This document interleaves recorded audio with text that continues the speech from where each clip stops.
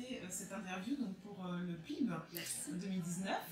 Donc c'est en rapport avec Givana et surtout Rhizome. Là je vais parler beaucoup plus de Rhizome qui était présélectionné au PIB 2019. Et déjà peut-être une petite introduction. Oui, pour présenter un peu. Bien sûr. Il n'y a pas de souci.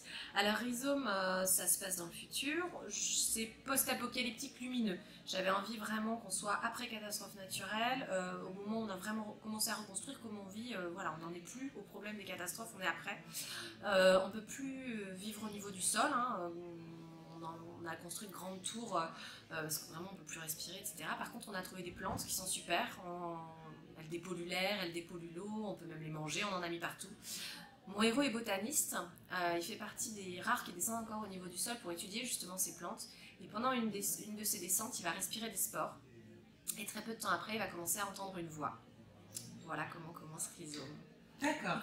Et donc effectivement, c'est post-apocalyptique. Et donc, comme tu disais, il y a des tours. Donc en fait, c'est plusieurs tours qui se réunissent pour former une grande cité. Et c'est vrai qu'au point de vue technologique, j'ai trouvé ça admirable, la façon dont tu as fait, parce que tu reprends certains éléments de recyclage, et donc on repart dans une possibilité future. D'où te viennent toutes ces idées pour la création de ce monde qui pourrait permettre éventuellement de survivre sur Terre lorsque c'est totalement... En fait, j'avais travaillé déjà sur des mondes futuristes avec l'Empire des Auras et avec l'effet Ricochet.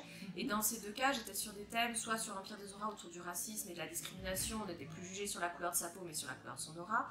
Et sur l'effet Ricochet autour du clonage par exemple, j'avais mis que des petits éléments futuristes. Alors, l'Empire des Auras, on était très proche de nous, l'effet Ricochet un peu plus loin, mais finalement c'était très peu décalé par rapport à maintenant, et j'ai eu envie d'un peu plus de prospective, un peu plus de se dire, bon, qu'est-ce qu'on sait aujourd'hui par rapport à scientifiquement, sociologiquement, politiquement, écologiquement surtout, qu'est-ce qui va se passer pour notre monde dans les 50 prochaines années, et du coup comment on construit un monde futuriste plausible par rapport aux éléments qu'on connaît vraiment. Donc j'ai fait beaucoup de recherches là-dessus, et j'ai pris les éléments qui m'intéressaient moi. J'ai pas tout pris parce que sinon c'est vrai que sinon ça fait un roman documentaire et c'est pas le plan.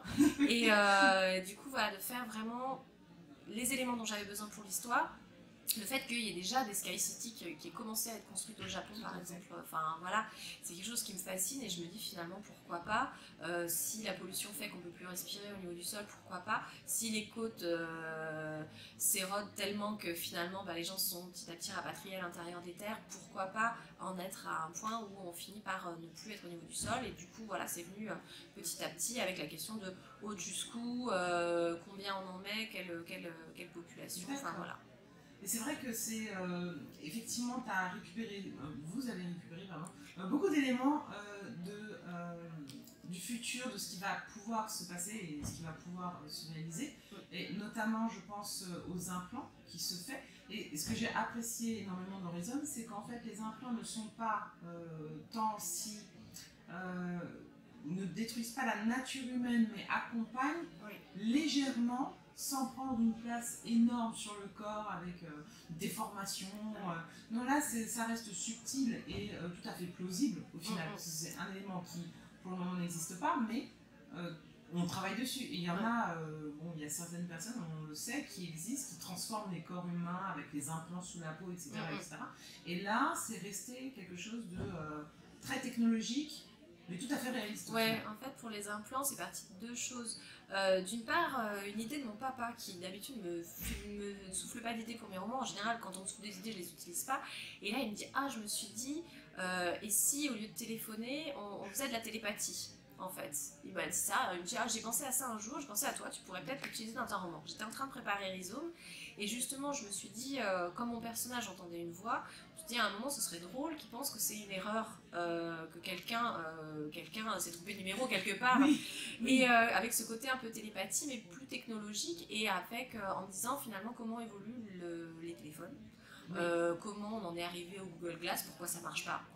Qu'est-ce qui fait que, voilà, on a des téléphones, on a eu, nous, des téléphones de plus en plus petits, jusqu'à faire maintenant des téléphones de plus en plus gros avec des écrans pour regarder, selon l'usage qu'on en fait. Je me dis que finalement, pourquoi pas quelque chose qui permettrait de projeter ce qu'on regarde à plusieurs, comme un écran géant, avec une technologie en nous, qu'on pourrait mettre à jour, etc.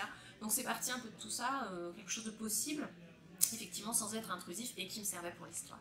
Oui, et c'est vrai que c'est vraiment bien trouvé, parce qu'au final, bon, on s'en doutait un petit peu en tant que lecteur, enfin, quoique, à mon avis, si pour les jeunes, c'est peut-être pas tout à fait le cas.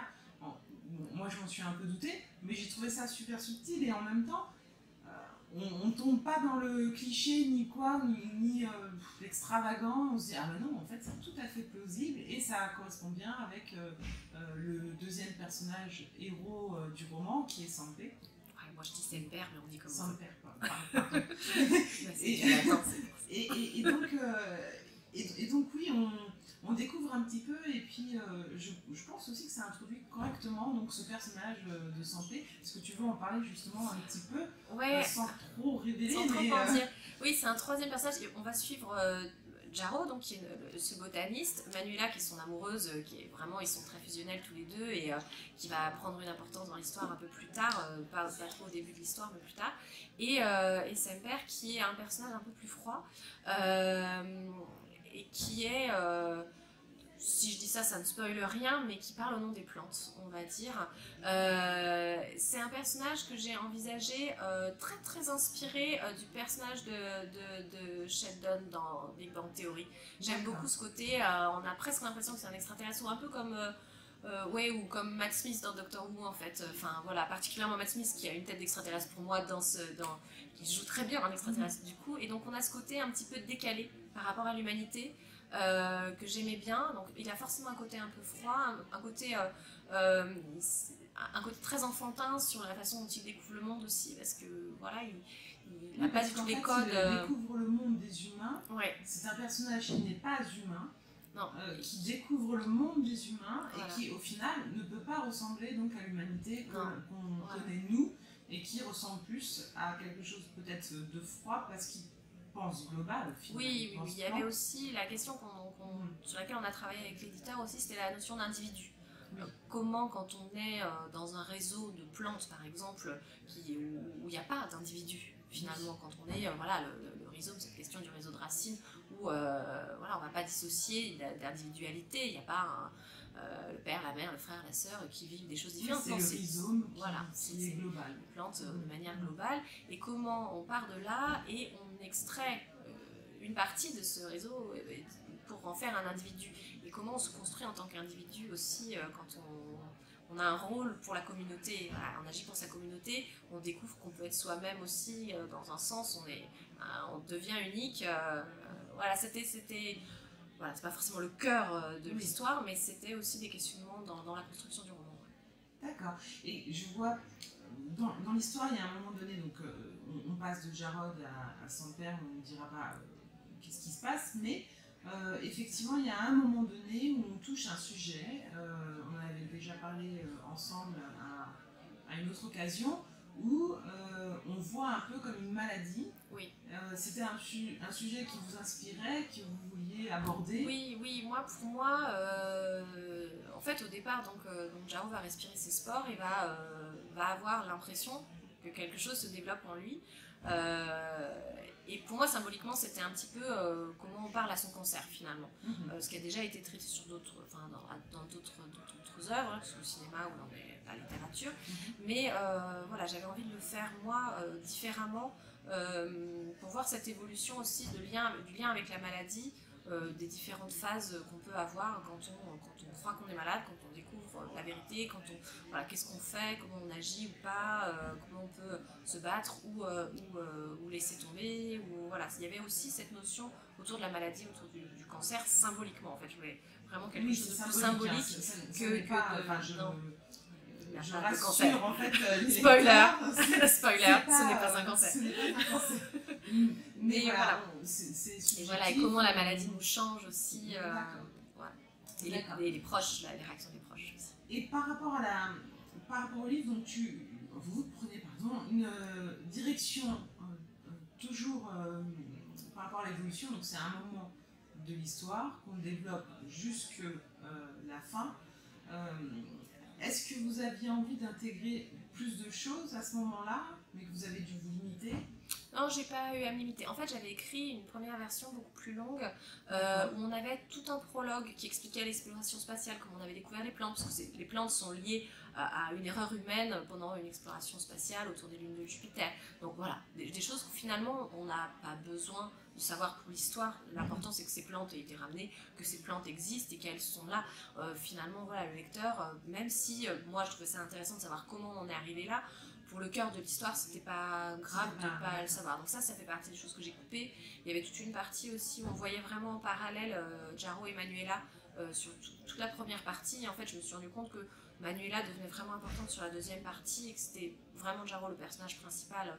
Et je voulais me focaliser sur lui et être vraiment plus proche de lui dès le départ, en fait. Et justement, vous expliquez que vous avez coupé certains passages, donc en fait le travail éditorial sur le livre en lui-même, combien de temps vous avez mis pour le lire, pour l'écrire, combien de temps vous avez mis pour le retravailler avec votre éditeur, et est-ce que votre éditeur a beaucoup intervenu, il y a eu beaucoup de personnes, comment ça se passe? Alors en fait, moi je fais beaucoup de versions. J'ai réécrit 8 fois mon premier roman avant de trouver un éditeur. Donc c'est vraiment quelque chose qui ne me fait pas du tout peur de retravailler un texte. J'ai vraiment pas cette notion du texte sacré, de la moindre virgule qu'on ne peut pas toucher, pas du tout. Donc ça me fait pas du tout peur. En général, entre la première idée et le moment où le roman sort, il se passe 2 ans. Mais c'est pas 2 ans d'écriture pure. D'une part parce que je travaille sur 4 ou 5 histoires en parallèle, qui me permet de faire reposer un texte, de retravailler un autre, etc. Donc je ne peux pas quantifier exactement le temps exact. Je vais écrire un chapitre par jour, ce qui est assez court. Donc un livre comme Rhizome, j'ai peut-être mis, allez, on va dire 2 mois peut-être pour l'écriture pure. Par contre, ça n'empêche pas qu'il y a 2 ans de travail dessus. C'est-à-dire entre la préparation, entre l'idée, la préparation, les recherches, je ne peux pas dire trop de bêtises, parce que quand même si on invente un monde, on ne fait pas de bêtises. Parce qu'effectivement, Rhizome a énormément de technologies au final qui sont tout à fait... qui sont déjà en fait... qui sont déjà là, demain, qui sont là demain. Enfin, oui, on verra celle qui reste et celle qui, celle qui dure. Mais en tout cas, c'est vraiment un roman qui est abouti en termes de technologie, et donc ça demande quand même beaucoup de travail. Et c'est vrai que je suis étonnée de... Enfin, 8 versions... Oui, non, mais pas pour tous les romans. Maintenant, j'en fais moins. Voilà, ça c'était mon premier roman où j'avais fait 8 versions. Pour Rhizome et pour la plupart de mes romans maintenant, il va y avoir au moins 3 versions. On va dire mon premier jet. Après, je vais le relire, le corriger, je vais l'envoyer en bêta lecture. J'ai un groupe d'autrices formidables, lisez-les, #plib, parce il y en a une partie dedans, qu'on soit clair, cœur sur elle, paillettes et tout, qui vont me relire et qui vont vraiment avoir un œil honnête sur mes écrits, pour me dire non pas ce que je devrais faire, jamais, mais me dire comment elles ont ressenti l'histoire. Et est-ce que c'était ça que je voulais faire? Et à moi de trouver mes clés pour le faire progresser. Donc ça va m'aboutir à une version 2 qui va être soumise à l'éditeur. Et après, on va travailler avec l'éditeur qui va proposer des choses. C'est vraiment un dialogue. Il faut vraiment avoir à l'esprit que l'éditeur est là pour rendre le livre meilleur. C'est vraiment pas... ils sont pas là pour abîmer le texte. Ni pour en rendre une espèce de produit commercial. Enfin, il ne faut pas avoir ce fantasme-là. Les éditeurs aiment les livres. Ils aiment tellement qu'ils ont envie de les défendre. Et du coup, par rapport à Rhizome, on a fait justement toute cette question de où est-ce qu'on coupe, qu'est-ce qu'on fait. On l'a retravaillé aussi avec l'éditeur. Peut-être qu'il y a eu, peut-être que la version publiée, c'est la 4e version. Après, bien sûr, il y a tout ce qui est correction éditoriale. Il y a eu beaucoup de travail de finesse sur le style pour justement être...